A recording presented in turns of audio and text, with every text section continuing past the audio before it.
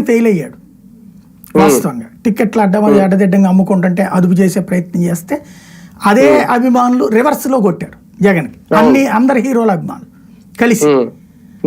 అలా కాకుండా ఇక్కడ సినిమా రంగానికి సంబంధించి జగన్ ఫార్ములానే రేవంత్ కూడా ఫాలో అవుతున్నాడు.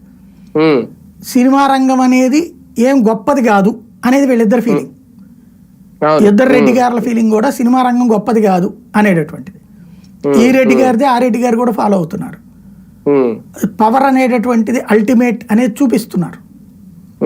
ఈయన యొక్క టికెట్ల రేట్ల వరకు చూపెడితే ఆయన ఏకంగా లోపల వేయించడం, లేకపోతే నాగార్జున అది పగల కొట్టడమా, ఏది దానికి సంబంధించినటువంటిది ఎన్కన్వెన్షన్ పగల కొట్టడమా, అట్లాగే మోహన్ బాబు కేసులో కేసు పెట్టడమా, ఇట్లా ఏది కేసు పెట్టారు కానీ ఇలా అరెస్ట్ చేయలేదు కదా అంటే పిలిపించారు కదా.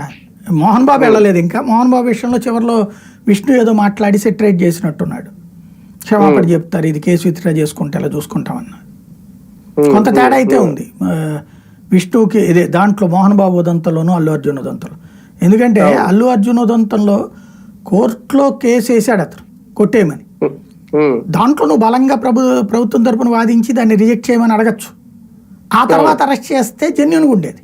కోర్టు కూడా రిజెక్ట్ చేసింది కాబట్టి మేము అరెస్ట్ చేసామని కాకుండా ముందే అరెస్ట్ చేయడం, ఓ పక్కన కేసు విచారణకు ముందే అరెస్ట్ చేయడం. అందుకని ఇతను కూడా 5 లక్షలు ఎంతో ఇవ్వడానికి